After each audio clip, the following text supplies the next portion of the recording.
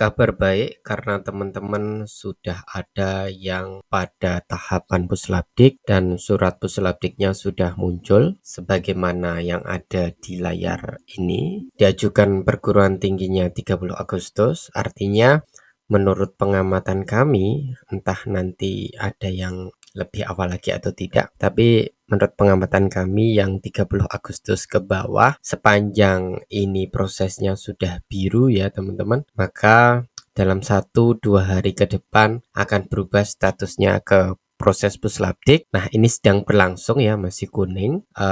Jadi yang pengajuan 30 Agustus ke bawah harusnya dalam 1-2 hari ke depan, tanggal 3, 4, 5, ini sudah ke tahap proses puslabdik. Tentu akan banyak yang bertanya ketika sudah sampai tahap puslabdik ini, nanti sampai dengan pencairan masih nunggu berapa lama lagi? Yang penasaran kan seperti itu. Kalau di video kita sebelumnya kita menganalisis harusnya pada Jumat ini nanti ada kabar yang menggembirakan, setidaknya berdasarkan pantauan kami harusnya kalau tidak ada kendala nanti Jumat sudah ada yang proses pencairan dana oleh bank, atau mungkin selambat-lambatnya tentu di Senin gitu ya.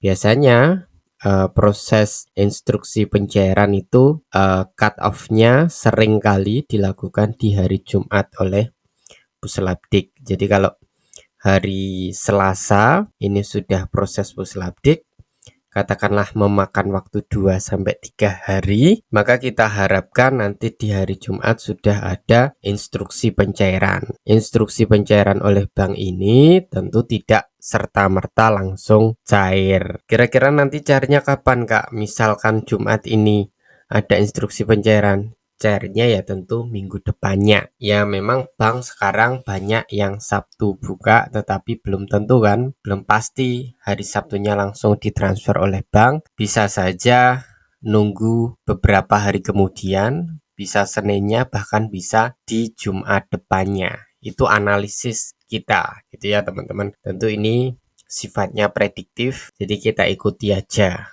Kita memberikan sedikit gambaran berdasarkan pengalaman yang telah berlangsung selama ini. Ini kalau merujuk pada pencairan di semester yang sama tahun 2023, itu kan ketika sudah pada tahap proses puslabdik di tanggal 20 Agustus ini tahap pertama nunggu 7 hari. Artinya katakanlah kalau 3 September ditambah 7 hari itu berarti kira-kira tanggal 10-an. Tetapi apakah bisa lebih cepat atau tidak? Tentu harapannya bisa lebih cepat. Ini di tahap pertama pada tahun 2023 kemarin. Kemudian ada yang bisa lebih cepat, yakni di proses puslabdik suratnya tanggal 25 Agustus, kemudian instruksi pencairannya 31 Agustus. Artinya kurang lebih memakan waktu 6 hari atau seminggu. Gitu ya. Di tahap 4 ini ya kurang lebih seminggu dari puslabdik ke proses pencairan seminggu. Jadi kalau di proses puslabdik tanggalnya 3 September, ya semoga